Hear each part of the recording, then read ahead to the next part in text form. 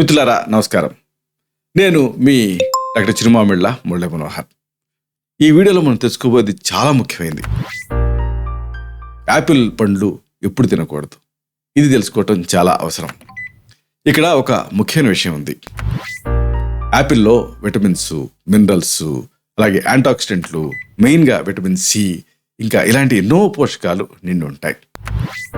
అందుకే రోజుకి ఒక యాపిల్ పండు తింటే చాలు, ఇక వైద్యుడి అవసరం లేదు అని సరదాగా అంటూ ఉంటారు. అయితే ఈ పండు ప్రత్యేకత ఏమిటో తెలుసా? ఈ పండుని సంపూర్ణ పోషణ కోసం తీసుకోవచ్చు. అయితే ఈ పండుని తినకూడని సందర్భాలు కూడా కొన్ని ఉంటాయి. వీటిని ప్రతి వాళ్ళు తెలుసుకొని ఉండటం అవసరం. అయితే ఇక్కడ ముఖ్యమైన విషయం ఏంటంటే, నిజానికి యాపిల్ని ఎప్పుడు తినొచ్చు అంటే, రోజులో ఎప్పుడైనా యాపిల్ తినొచ్చు, కానీ ఒక్క రాత్రిపూట మాత్రం యాపిల్ని తినకూడదు. ఎందుకు ఇలాగా అంటే, దీని వెనక అతి ముఖ్యమైన ఒక విషయం ఉంది. ఈ పండులో ఫైబర్ అనేది ఎక్కువ ఉంటుంది. అందుకే దీన్ని రాత్రి తింటే అది త్వరగా జీర్ణం కాదు. జీర్ణ వ్యవస్థ విధులకి ఇది ఆటంకం కలిగిస్తుంది. అంటే యాపిల్తో పాటు రాత్రి తిన్న ఆహార పదార్థాలు కూడా సరిగ్గా జీర్ణం కావు. దీంతో అనేక ఇబ్బందులు వస్తాయి.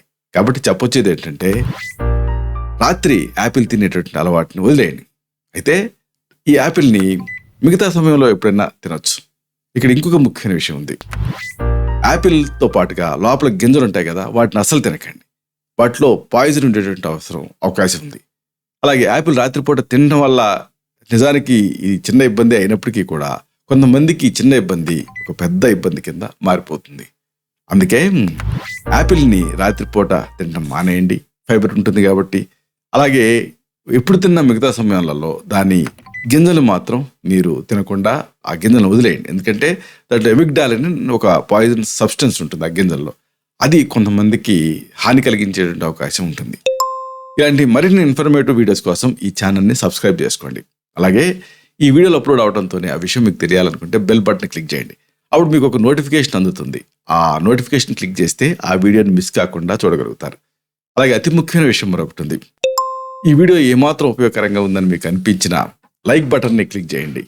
అంటే ఆ థమ్స్ అప్ బటన్ని క్లిక్ చేయండి. అప్పుడు ఇది మరింత ఎక్కువ మందికి రికమెండ్ అవుతుంది. ఈ వీడియో తాలూకు పర్పస్ సర్వ్ అవుతుంది. అంటే అందరికీ ఆరోగ్యం అన్న మన అభిలాష నెరవేరుతుంది. శతం జీవ శరదో వర్ధమానః, శతం హేమంతాన్ శతం వసంతాన్. 100 శరత్తులు, 100 హేమంతాలు, 100 వసంతాలు వర్ధిల్లుతూ జీవించండి. Stay healthy, stay happy, be positive, keep smiling. Love you all. శుభం.